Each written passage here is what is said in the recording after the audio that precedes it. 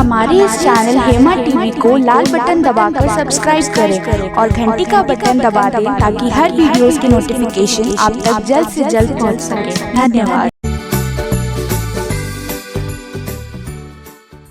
नमस्कार,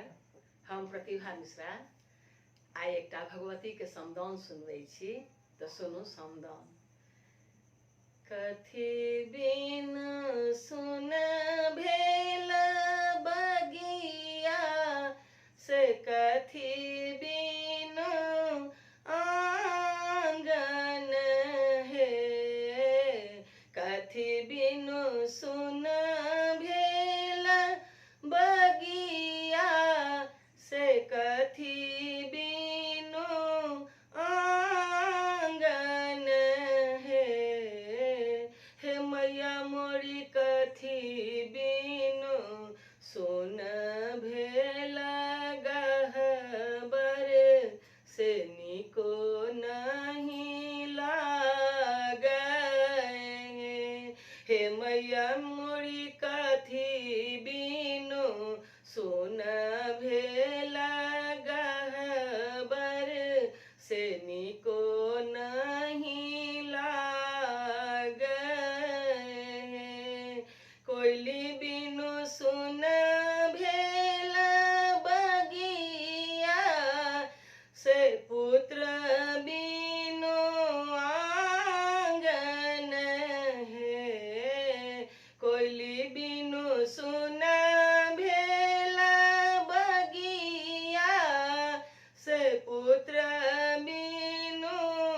आंगन हे, हे मैया मोरी अही बिनु सुन भेल गहबर से निको नहीं लागै, हे मैया मोरी अही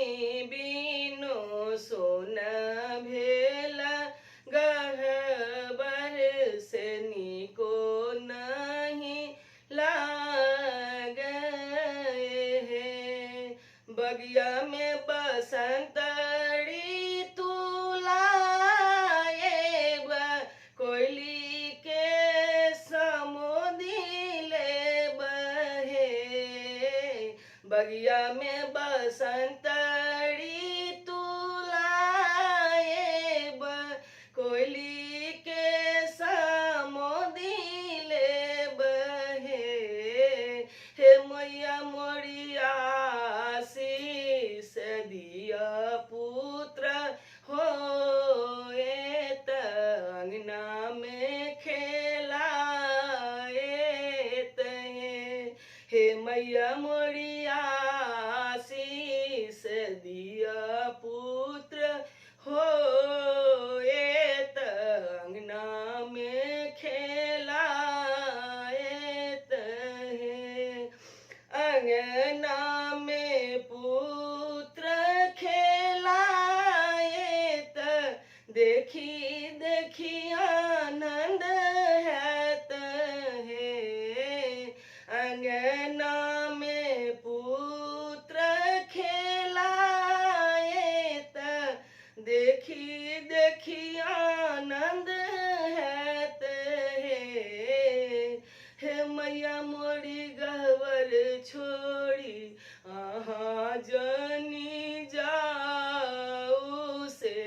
गहबर सोहावन लागत, हे मैया मोरी गहवर छोड़ी आहाँ जनी जाऊ से गहबर सोहावन लागत,